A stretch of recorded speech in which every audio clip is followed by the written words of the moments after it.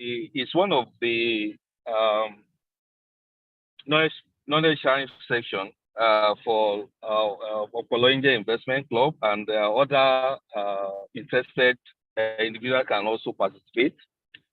And the topic we are discussing today is on due diligence in finance investment, which is a very key aspect of investment. And we have actually chosen facilitator very carefully. She's actually experienced in that area, and she'll be taking us on that. I will hand over to Michael Wola, who's going to anchor this webinar with our facilitator. And I also enjoy everyone to ensure that we make this webinar to be engaging in terms of also throwing ideas, so that everyone can learn and ensure that while we are investing, we do due diligence, so that we will avoid avoidable losses. So I welcome everyone, and I wish everyone a very good time in knowing the aspect of due diligence. So Michael Ewala, over to you.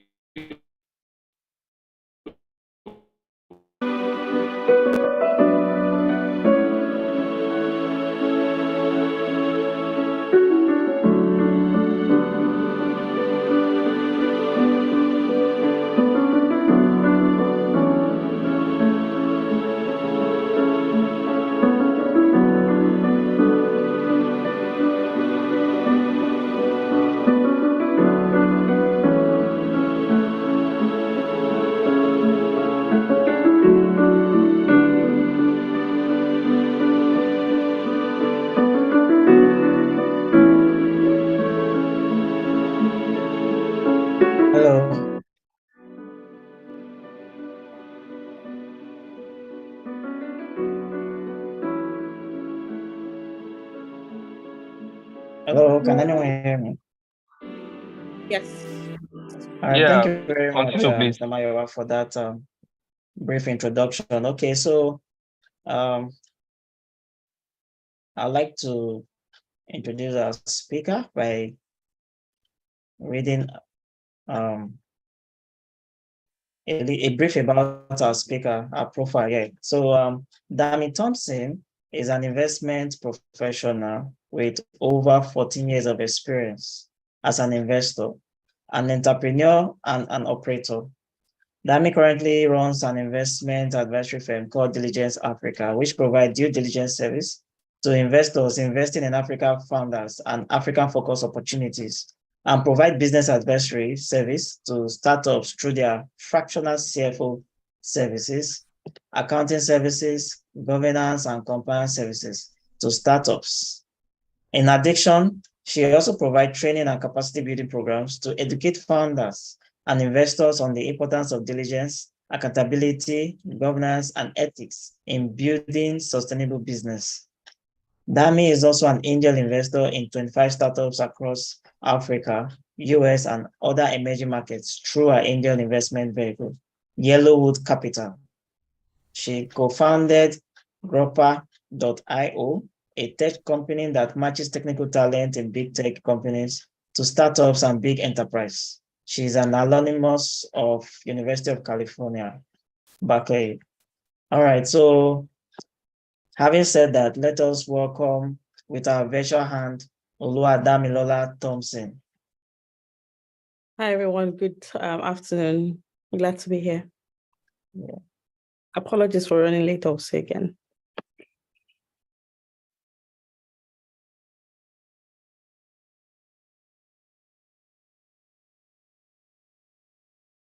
All right. Thank you for that. Okay. The floor is over to you. Okay. Thank you, everyone. I'm glad to be here, excited to share more about Diligence Africa and, how to better conduct the topic of today, how to better conduct the due diligence into technology companies. I was going to share my, okay, I see it now. We cannot, I want to share my screen, but it says I cannot share.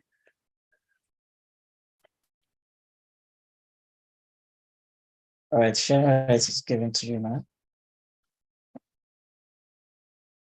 Okay, perfect.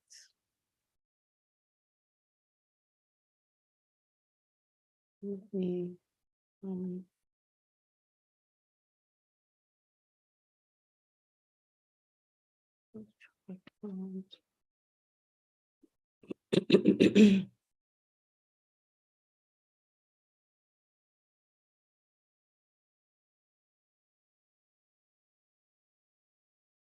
geez.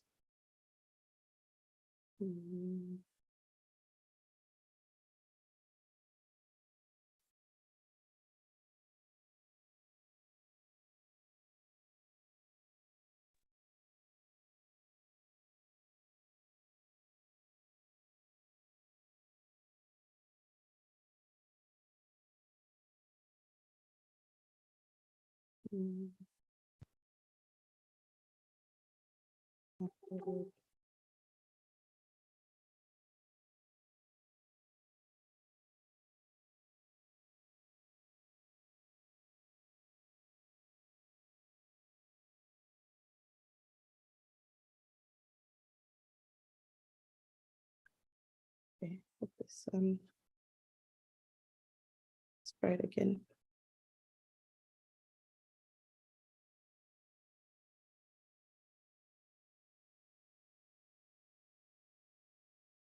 I won't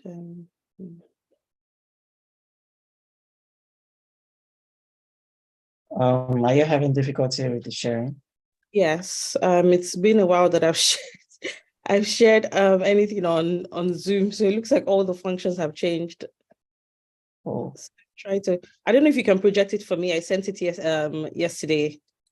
okay, If you no can problem. project it on your end, yes. Okay, just hold on.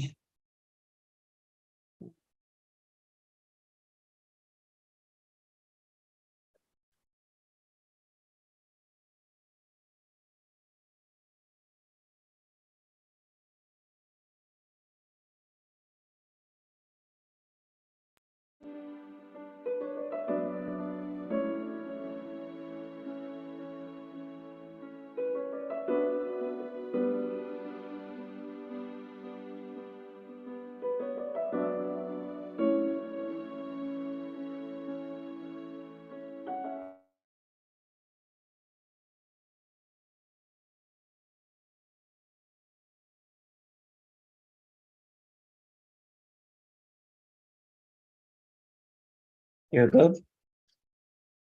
Oh wait, sorry. It should be displaying on my screen now. Oh yes, I see it now. I was on and in the screen. Okay, thank you so much. Hi everyone. Good afternoon again.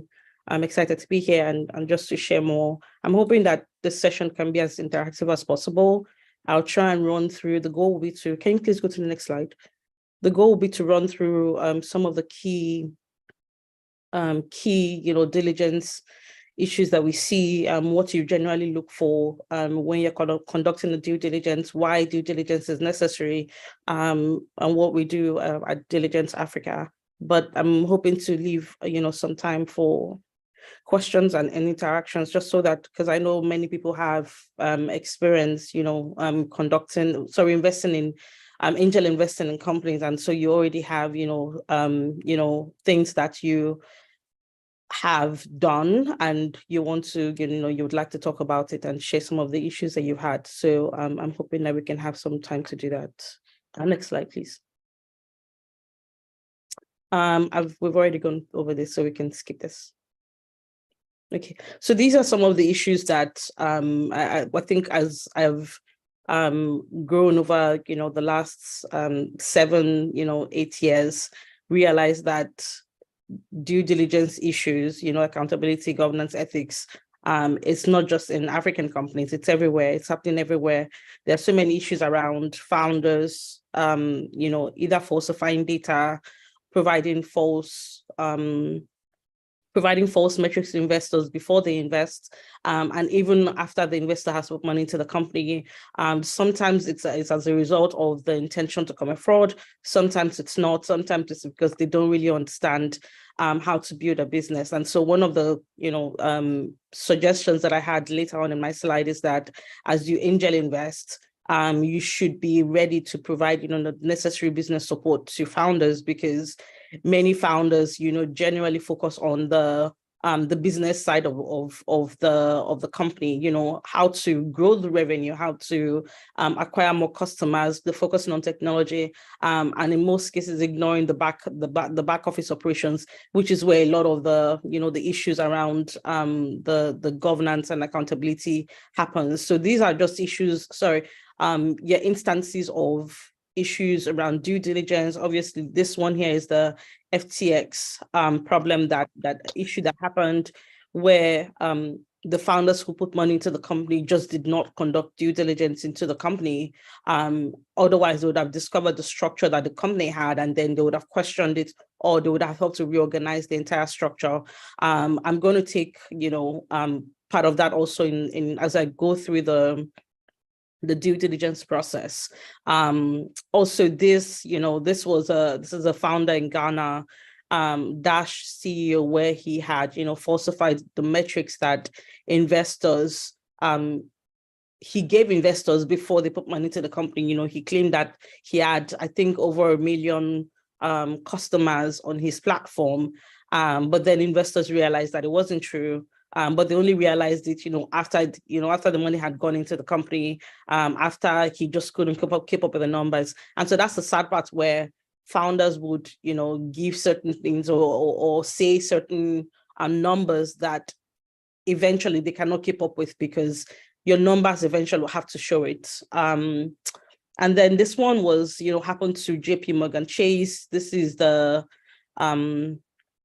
founder who essentially told Morgan Chase that, and that's why due diligence in startups, the issues that happen in due diligence happens to everybody.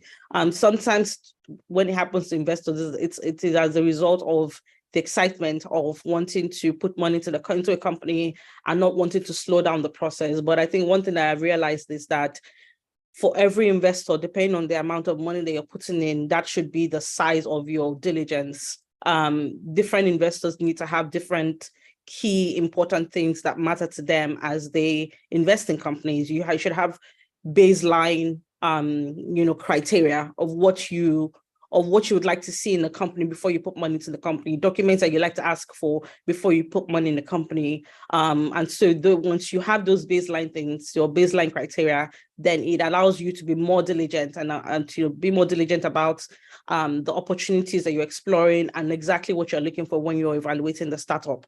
But this was a founder who had committed fraud. She told JP Morgan Chase that she had a certain number of customers. They eventually found out that she didn't, and they were bots. And so they took her to court, and she's been committed that she's been guilty of accused of fraud by the courts. Next slide, please. This also is kind of the same thing. Here, this one happened. So this examples happened post investment, where the investor puts money in the company, and then the investors now realize that post investment, after they put money, that the founder has been giving them false metrics. So for example, in real life, this company where the investors found out that 95% of the customers were bots. They claimed that they had 20 million monthly active users. They were either automated or bots, and they had raised over $300 million. They were already valued at a unicorn valuation. And so it was a huge company. And so that shook, the investment world.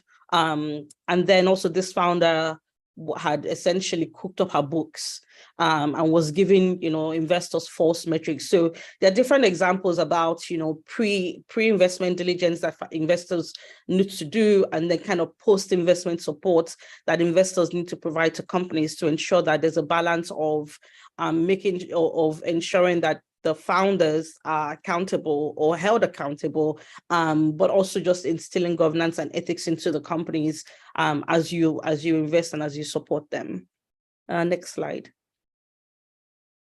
So what is the due diligence and why? Due diligence generally is just it's as simple as you're evaluating the startup to understand their process, their team, their products, their financials, their technology, their business model. You're really trying to explore what is in the company behind all the things that you see. That is the essence of due diligence. What is the founder trying to show you, but beyond all the papers and all the documents that is provided. So you're trying to go behind the scene. It's as though you have a curtain, and what you're trying to do is go behind the curtain to see a beautiful curtain, and you're trying to go behind the curtain to see what exactly is behind there, whether it's all junk that is behind or whether it's a well-arranged house that is behind. And why is it necessary? Due diligence is necessary because the goal is for you to understand as an investor what you need to do to support the company. Why are you investing in the company? Does this fit your investment criteria? You also need to know what else is in the company that you can provide, because as investor or one of the investors in the company, one of the responsibilities that you have is that you provide the necessary support to the startups, to the founders as they grow their business. And so you really want to know what are the lapses, what can you help them do better? Because I always say, that and I have it here, that founders don't know it all. They're humans like you, they are learning. Many people are learning on the job. Many founders are, come out of the university in, all over the world. And often don't have the necessary, skills or requirements to build a successful business. And so you're investing in someone who also has lapses on their end, but also doesn't know everything. And so the goal for you as an investor is to understand what are the lapses with this founder, what are the lapses in this business, and how can I come in and how can I provide my expertise to them to make them better so that we can build a successful business. The goal is for you to understand, to build your own process around legal, finance, technology, the IP, the team, market analysis, customer reference checks. And those are the things that you do as an investor, as you diligence a company. Why? I think I talked about this a bit earlier. The intention is that you're able to identify all the, like the risk, the gaps, the lapses in the business. And you're able to provide, a mitigant. So when you're conducting a due diligence, essentially what you're doing is not just identifying all the good things. The goal is that you're looking for what is the risk in this business? What are the loopholes? What are the things that if it's not taken care of, what are the red flags? What are the things that if it's not taken care of, it would cause, some issues to, sorry? Okay, it would cause some issues to you, to the business, and may prevent the business from doing well. And so once you identify those risks, the goal is for you to provide solutions to those risks and to address those risks. I think one of the things that I advise, angel investors and all types of investors is that you need to determine what is most important to you. What is critical to you as an investor? What are the things that you would like to see? And so these are your investment, guiding principles. Like I mentioned earlier, your baseline criteria. What are the things that guide you as an investor? What are you investing in certain sectors because you are an expert in telecommunications? And so are you investing in strictly telecommunications company, but also what are the things that you like to see in a company before you put money into them? Or what are the things that, when you identify the risk, that you can provide the solutions or help the founders provide solutions to it? Because I said those guiding principles essentially determine how you invest. And then just an advice on, once you have your guiding principles, when you write it down, follow them and just be very intentional about it. I've talked about also that founders don't know it all, so you have to be very generous with your support in the business. Next slide. Does anyone have any questions? Just wow.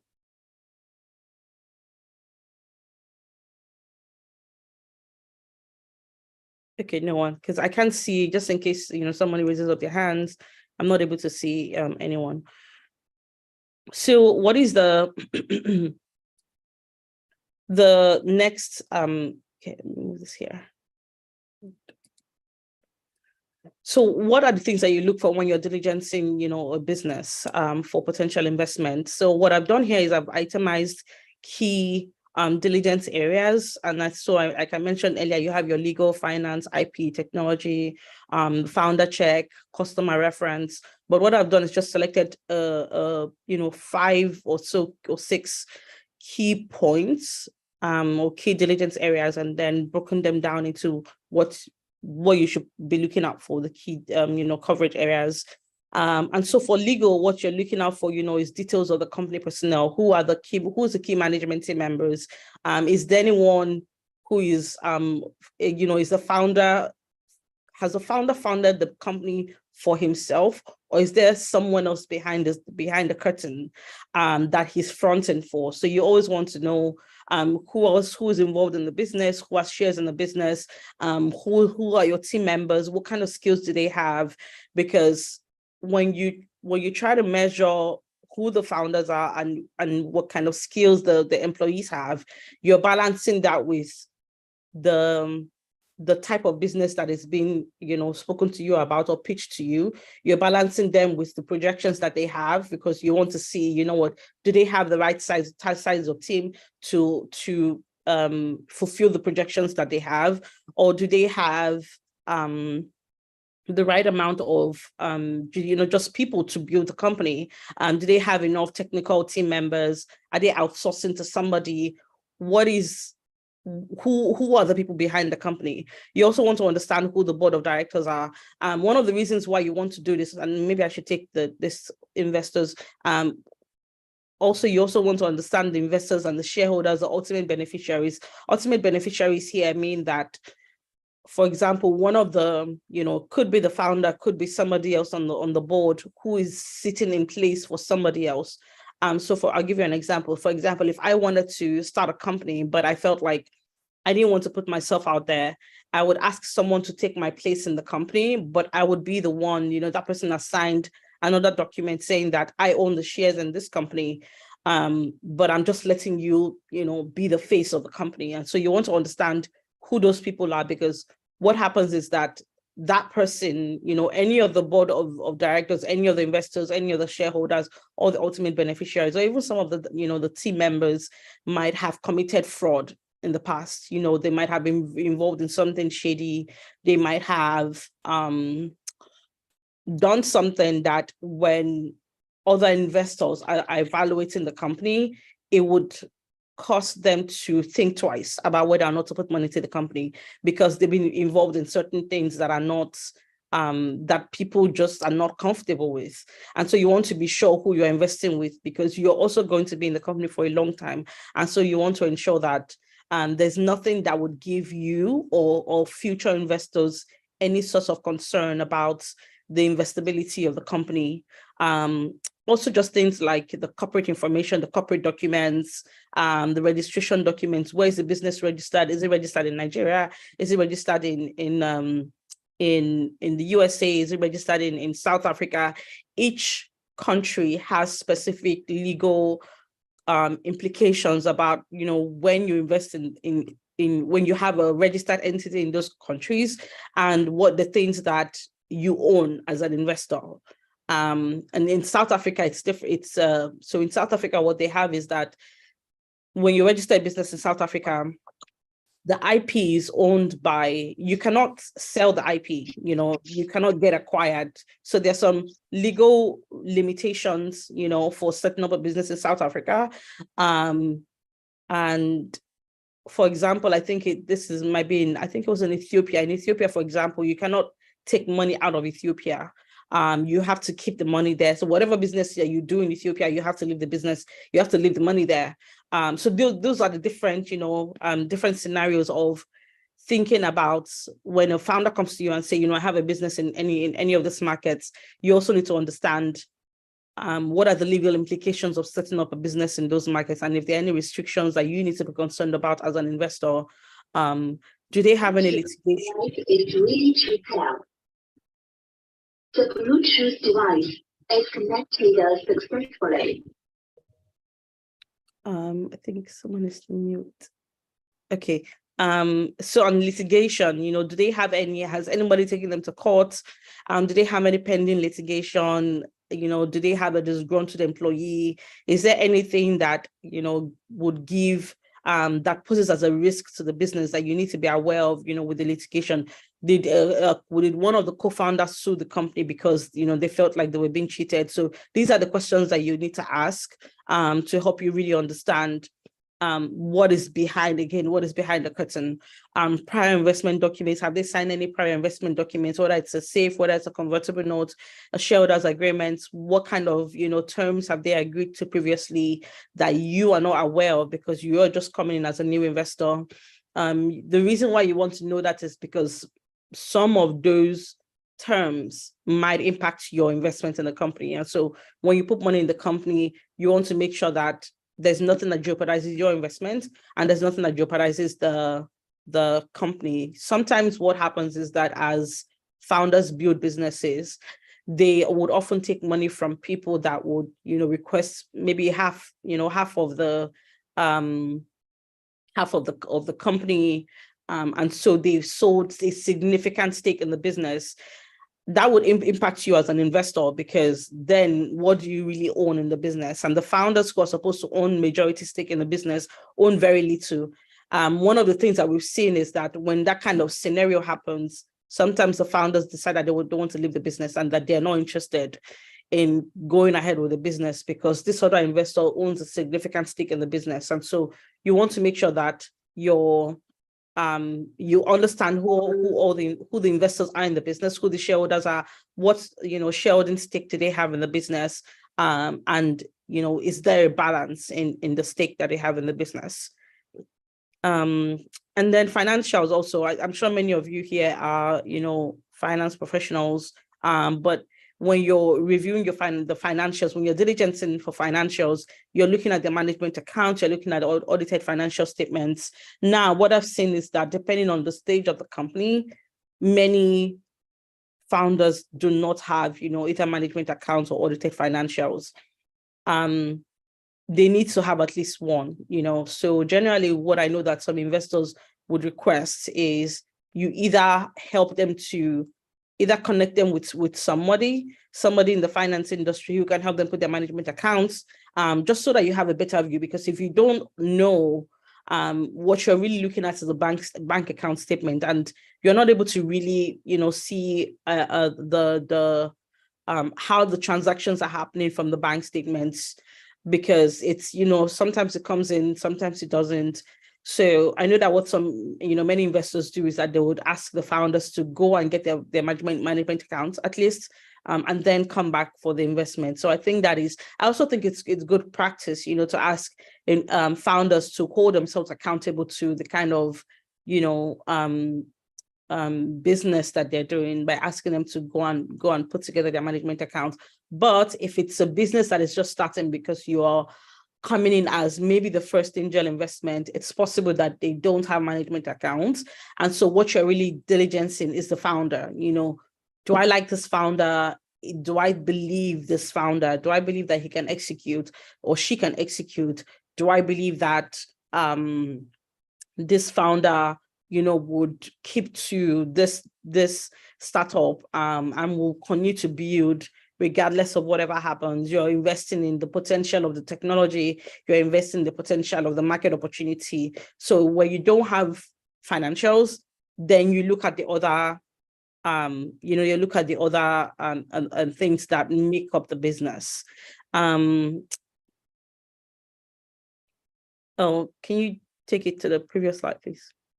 Yeah, let me just run through this. And then you're also looking at, the lease, the tenancy, the agreements. Do they own the property that they that they are using? Who leased the property to them? You're looking at loan agreements.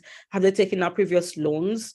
And who did they sign with? What rate do they have? Because again, all of those impact you.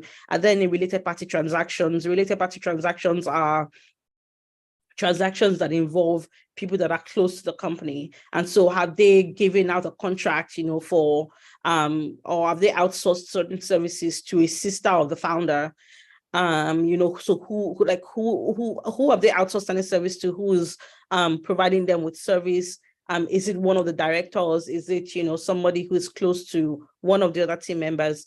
Because again, all of those have legal and financial issues that come with it. Because some people use that to take out money from the company unintentionally or intentionally. Next slide. And then product and intellectual property. What you're really trying to identify here is who owns the underlying technology. Is it the company? Is it the founder? Is it the company that has built the technology for the founder? One of the things that we often find is that the technology is, for example, maybe built in India, but the technology has not been assigned or transferred to the company, and so it's still owned by the Indian company. And then something happens, and essentially what happens is that that technology is then no longer available because the company has refused, the Indian company has refused to hand over the technology to the business. And so you as an investor lose everything that you've invested in. So you want to, make sure that the company itself owns the technology, including all the IP. You want to find out what is the IP of the business? Do they have any trademarks anywhere? Do they have any patents? And do they belong to the company? Is the company making use of any open source licenses? And if they are, because what we find is that happens, if the company is making use of any open source licenses, then you want to make sure that those open source licenses are they are actually open source and not, things that the company has taken from somewhere that they don't have the authority to use. I think also just around the open source licenses, one of the things that you also want to make sure is that when a founder comes to you and says, I have this technology, initially when, founders are starting out, they will generally make use of open source technology, but you also want to make sure that they are able to, they actually have a technology that they're investing in, because when you invest in an open source technology without any goal to either tweak it or to build something else on top of it that makes it better and makes it unique or different, that means that there's no uniqueness in the technology that the founder is pitching to you. So yes, founders can start with open source technology, but the goal is you want to make sure that they don't continue to rely on it long term, because they need to build something unique. Otherwise, there's no, we call it the moats. There's no barrier to entry for that business when they're relying on open source licenses. And then for the founder and management team, you want to, inquire about, you want to diligence the background of the founder. What is their previous experience? Where have they worked? What is their employment history? Sometimes some founders don't have employment history because they come straight out of university. But if they do have, you want to make sure that you understand their experience with the previous company that they worked with, because again, it also gives you better context about who the founder is and where they've come from and what kind of knowledge they would have acquired. Regulatory compliance. This really covers, the licenses, licenses and partnerships that the company needs to have for them to do business. For some businesses, the licenses are easily obtainable, but for some other businesses, the licenses are very expensive. And so sometimes what you find is that startups will rely on other people's licenses, will leverage other people's licenses to provide the businesses that they are, to provide their own businesses. And that is okay, people do it. But the goal is that as they raise more money or raise additional capital, they're able to get their own license and not rely on other people's licenses. Because again, that speaks to the viability of the business.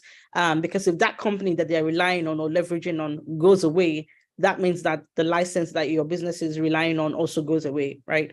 Also, you need to, find out diligence what the sector restrictions are, what the regulations are. Are there any limitations that will prevent the company from doing well or succeeding in that sector.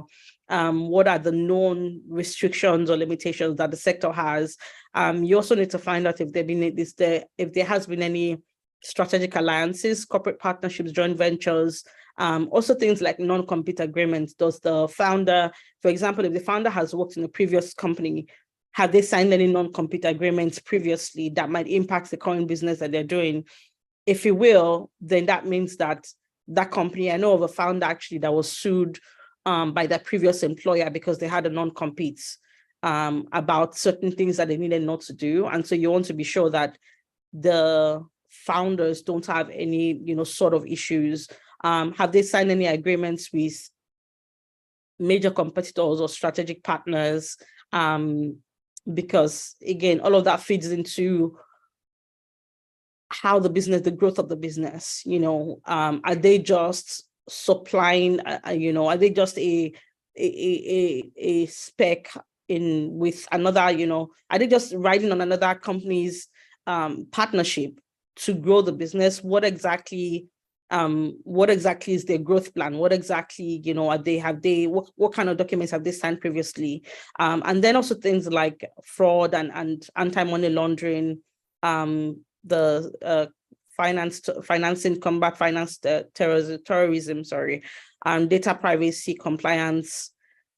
Those issues are now becoming a problem, especially for companies that either process personal data or companies that have, whether it's a fintech industry, whether you're in any kind of industry, really, you want to be sure that the company has all of these processes in place. If they don't have it, then that this is one of the things that you need to provide. Again, the goal for diligence is not that the company has everything, is that you're trying to identify what are the loopholes, what are the risks, what are the gaps, so that you as an investor can come in to support and provide, those expertise to them, either by yourself or partnering with someone, whether it's a consultant or an employee, to make sure that the company is able to fulfill all of these processes.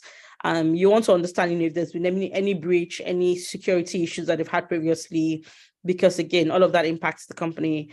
Tax diligence, the reason why you want to find out what either their potential or outstanding tax liabilities are, is because it impacts the finance of the business. If, for example, what I've seen is that many companies, startups don't pay, whether it's the payee, or the pension, or, the typical, tax, the tax compliances that companies generally should have. And so what ends up happening is that I've seen with our diligence that companies will generally owe a lot of money because they haven't fulfilled some of this demand. And so what happens is the day that the tax man comes to the company will potentially be owing a lot of money, which will, in most cases, impact your investment as an investor.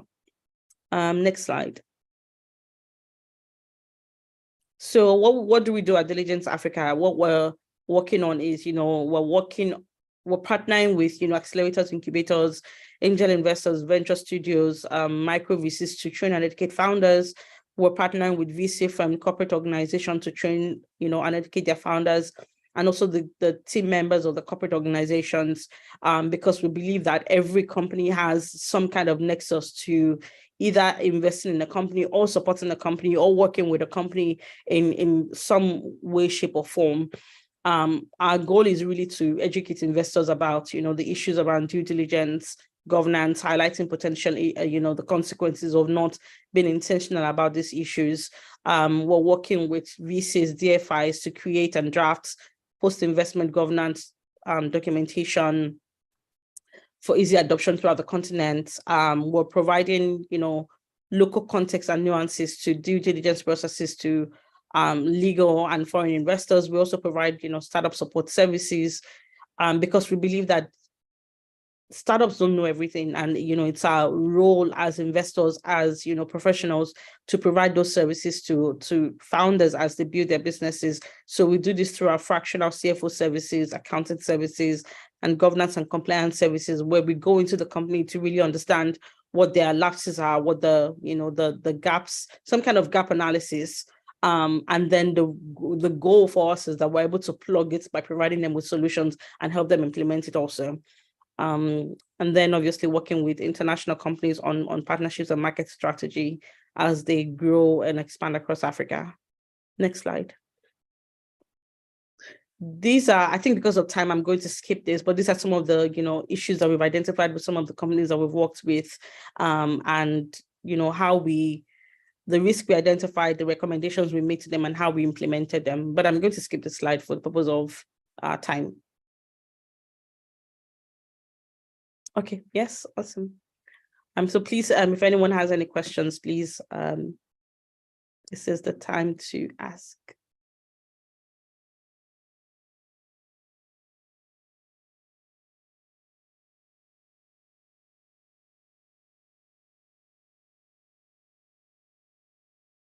All right, thank you very much, Dami Thompson, for that wonderful presentation and enlightening our knowledge about due diligence in investment, generally in startups and in business as a whole. So the floor is open to the house. Any questions, comments, observations, can just raise your virtual hands up, or you can leave it on the chat box.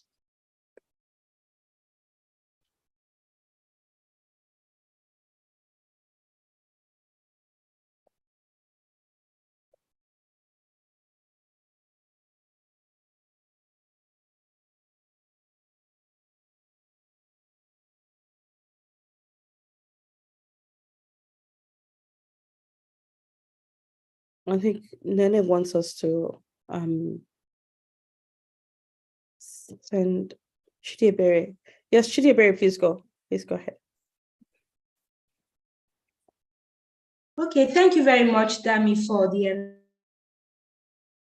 enlightening session. It's been a learning experience for me, and I hope it's the same for others. Having gone through this webinar, I noticed that having a due diligence performed by an investor is not a child's play. It requires a lot of work, and I don't know if it also requires a lot of resources in terms of money. Do you outsource some of those things you want to do, or you do everything yourself?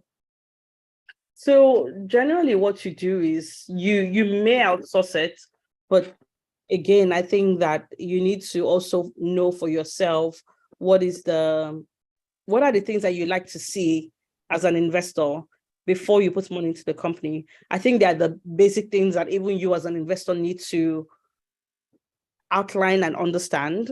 But then there are things like legal that you might not be able to, because you need to ask someone to go to the CAC, or without checking if the company is registered in the US, for example, get someone to check those documentation for you. So there's a part of it that you can do by yourself, again, depending on your expertise.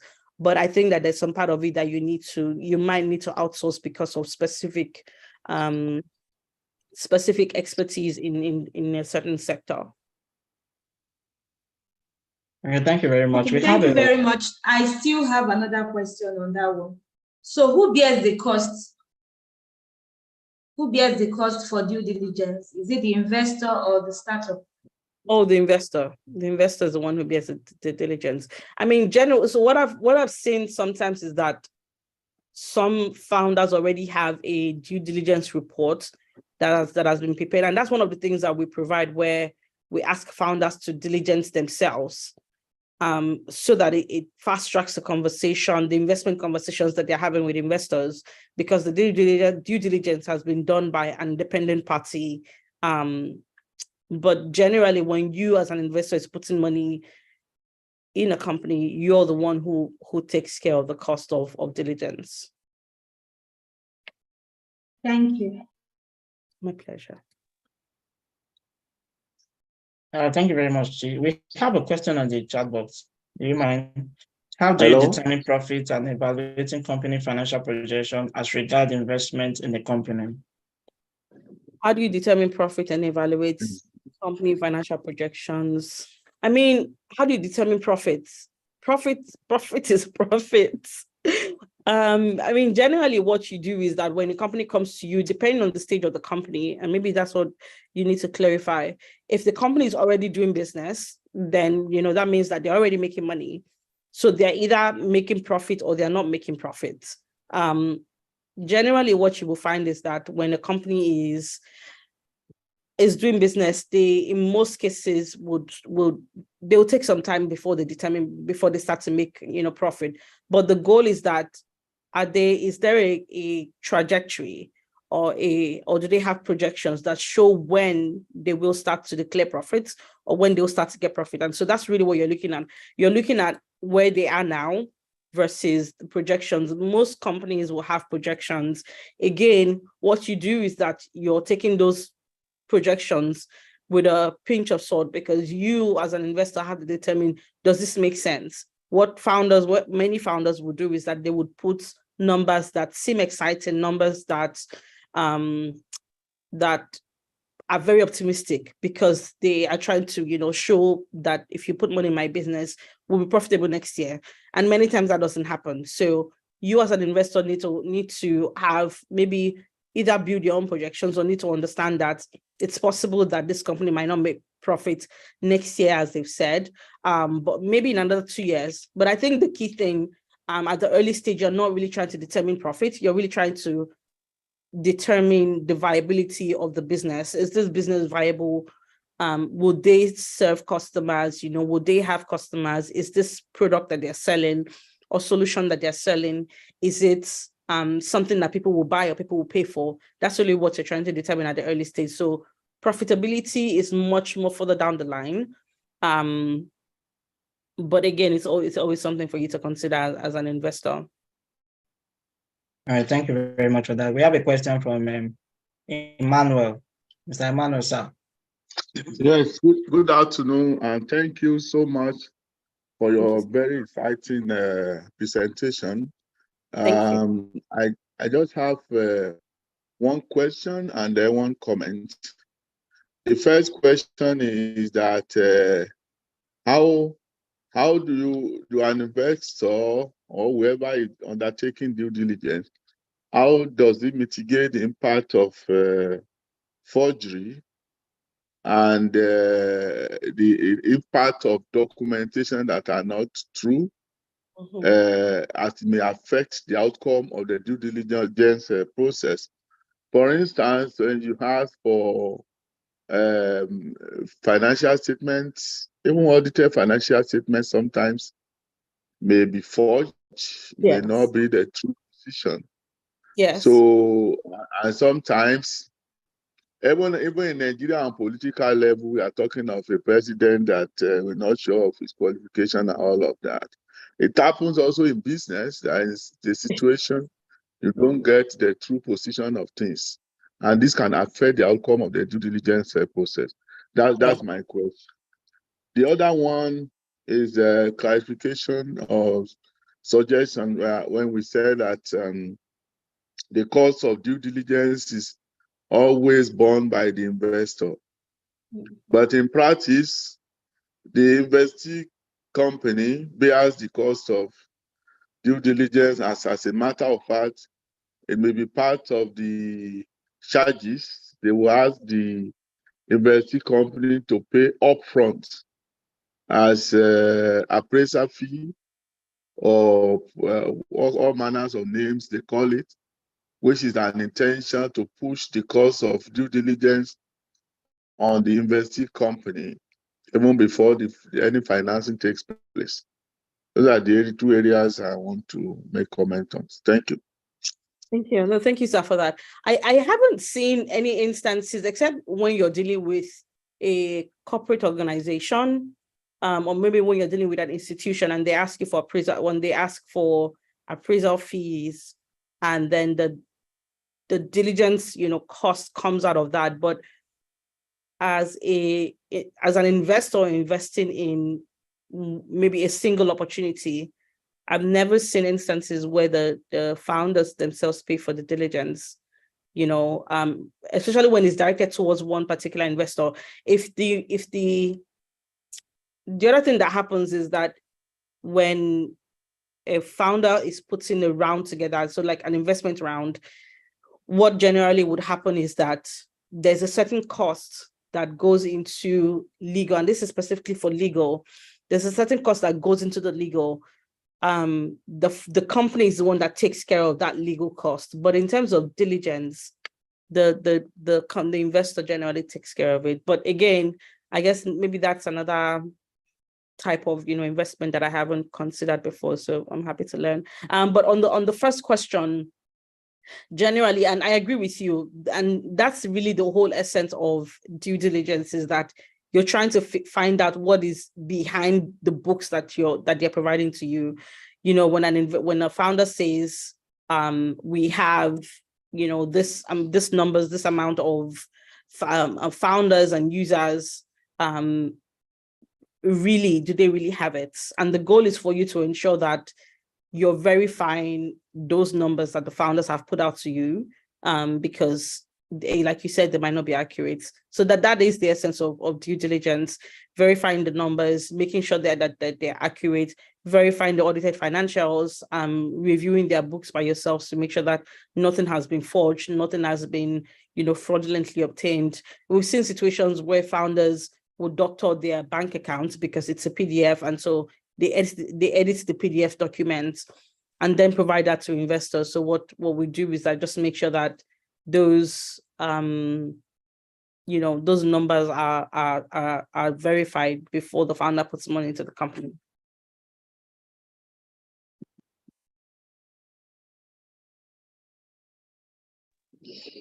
Thank you for the clarifications. My pleasure. Thank you very much, Mr. Emmanuel. There's a question in the chat box. Okay. How can emerging technologies like artificial intelligence? Yes, that's a great question. So what we found is that some investors are building in their own internal process that is helping them with due diligence, because they're training their AI model to understand the different types of documentation that they would generally request for.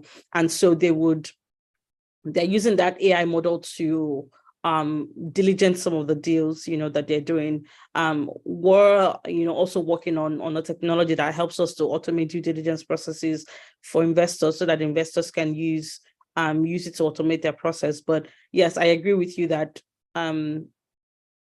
generally with the advent of AI and with all the every day there's something new in AI that people are building and people are putting out there that would enhance due diligence, because the goal is for you to see things that you might not be able to identify because you're going through so many documents, and then the AI model is able to help you achieve that faster. Thank you. And then Chidiberi, your hands are up. Yes, thank you very much, Michael. Dami, I want to know, how long does it take to complete a thorough due diligence cycle, as you have outlined during your presentation? It generally takes, depending on the stage of the company. I know that for the early stage diligence that we do, when we have all of the documentation, it takes 1 to 2 weeks. In most cases, it takes about 2 weeks.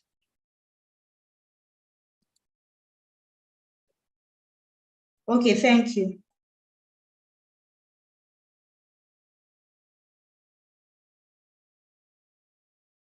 Okay, and that question on the chat box again.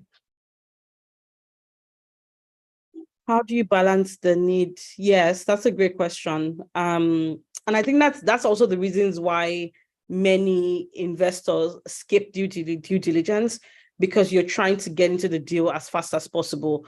But what I've also found is that in your bid to move fast and invest in a company, there's also a possibility that you skip certain things, and then it comes back to bite you. So I think that 2 weeks, honestly, is good enough time for you to diligence a company and find out what else is there, what you're missing. Either you're working with a consultant or working with someone who can help you diligence a company, or you're doing it by yourself. I think 2 weeks is a good time to make that decision. Again, that 2 weeks also depends on the stage of the business that you're investing in. If it's a business that has already been in business for a while, then generally it will take longer. If it's a business that is still at its early stages, then 2 weeks is a good time. But I think that there definitely needs to be a balance between how thorough you are as an investor, which speaks to the guiding principles that, I'd mentioned about as an investor, you need to have for yourself, because those are the guiding principles that help you make better investment decisions.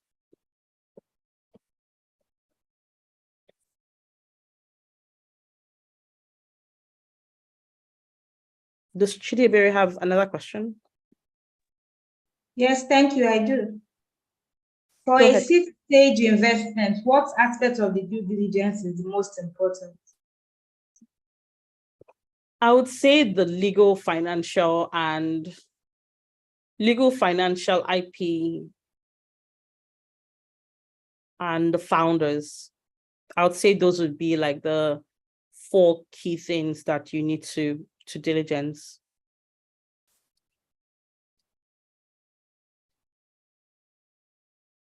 Okay, thank you. My pleasure. All right, thank you very much, Chief, for that. Thank you very much, Dami, for highlighting all the questions swiftly. So, do we have any other questions? There's a Okay. new question in the chat There's a new box. question on the chat box that says, What are the ethical? What are the ethical considerations that investors should keep in mind when conducting due diligence? Yeah, no, that's so.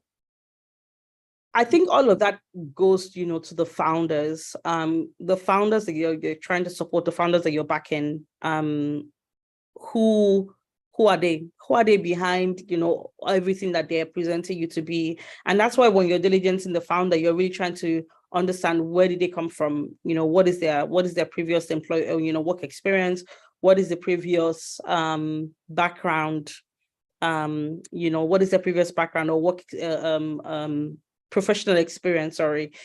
Who do they work with? And what kind of person are they?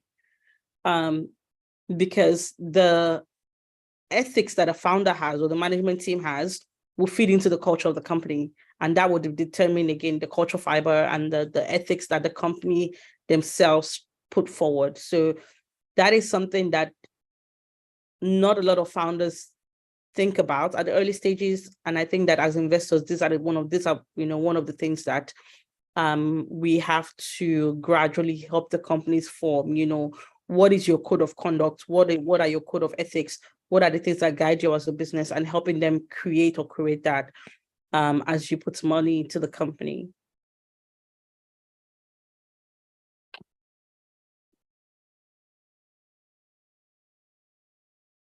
all right, thank you very much, Danny, for that. I don't think there are any other questions. I believe all has been answered. Both from okay. I think someone else. Investing in technology. How do I request for such? Also, is it just the individual? So, is it interested in stuff? When exactly? I mean, generally, when a founder comes to you for money, I think that's one of the things that if the founder is reluctant about providing their bank statement, then that's already a red flag. So that is something that you generally will request for. So if it's not in their data room, then you need to request for it. If they struggle with providing you with, with the with the reports, then that means that there's a red flag. But again, like I said before, that sometimes the bank statements are doctored. So what we generally do when we're conducting due diligence is, once we get introductions to the company, we would request for a bank statement directly from their bank. So they would introduce us to their bankers, and we request for a bank statement directly from their bank. And how do I request? As an angel investor, I think that you can only request bank statement for the company. I know that some investors, more advanced stage investors, request for bank statements from individuals. It sometimes is a bit intrusive because it's their personal bank statement, but as an investor, you do have right to ask for the bank statement for the company. But I also know that, some investors, when they're putting in bigger tickets into the company, request for bank statements for the founder themselves.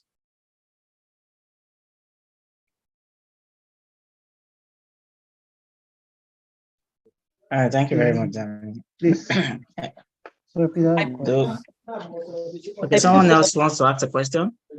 Yes, I have a question. Yeah.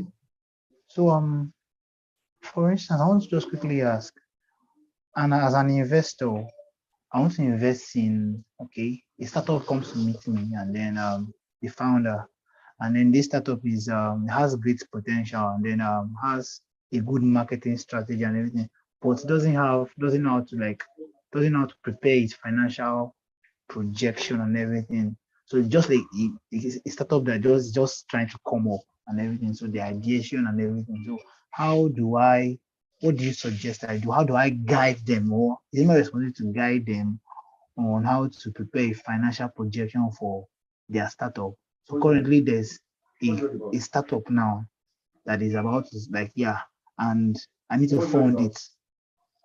Sorry, excuse me. Yeah, so I think that as one of the things that we mentioned earlier, and then honestly, that's a good question, because one of the things that I mentioned earlier is that many founders don't know everything. Many of them have maybe just graduated from university. Many of them are, couldn't get a job, but have stumbled upon this idea that they now want to build a solution around.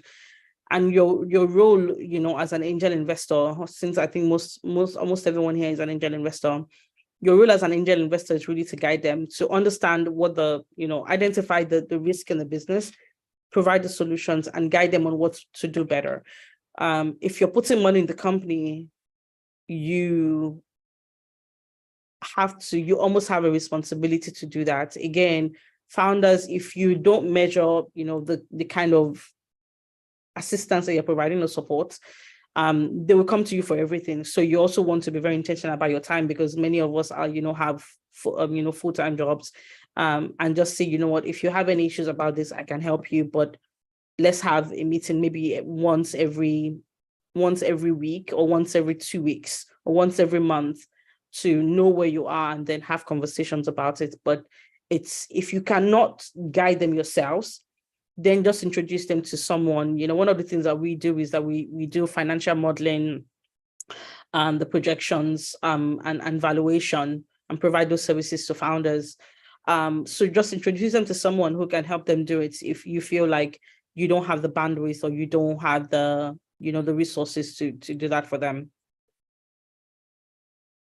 With respect to litigation, what ways do you carry out deliberate in Nigeria? What range? So are there some organizations that you suggest, or I introduce them to? Say that again. Like, is there a body or something, or someone you suggest that we could introduce them to? Like, for instance, I don't really know much about some person I could introduce them to. I mean, we provide those services. So if you wanted to reach out to me, Mayowa has my contact details. I'm happy to chat offline about it, about the services that the company might need, and see if that's something that we can do. All right. With respect to litigation, yes, litigation, I think in Nigeria is a bit tricky because our courts are not documented, but it's possible to find out because lawyers know how to find out those information. So you might need to work with a lawyer for the litigation when you're conducting that due diligence. And that's why I was saying that for specific industries that have specific requirements or expertise, you might need to work with external consultants to conduct those diligence. What are the costs, like if you're conducting due diligence? It differs honestly from company to company. it differs from one company to the other. Sometimes it's $1,500. Sometimes it's $2,500. Sometimes it's $10,000. It really depends on the stage of the company, depends on the amount that is being invested. It differs. It also depends on how the depth of the due diligence that the investor wants to go. So if it's just, the standard diligence, then there's a fee for that. If it's, something that is more in depth, then, it's also, there's a different fee for that.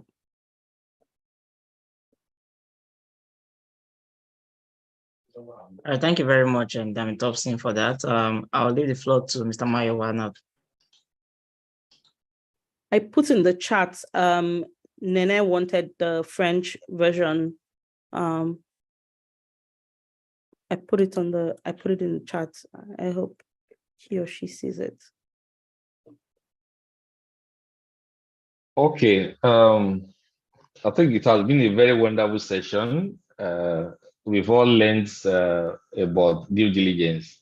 And the significance of due diligence is actually a very key to making sound investment decision. And it's actually very clear the way our facilitator has actually given us insight. So I thank Damilola Thompson for that great insights and for your time and the way you actually deliver it. It's actually very engaging. I can see the number of questions that you've actually had. So we thank you very much for for this session, and we hope when we call you any other time you answer us gratefully.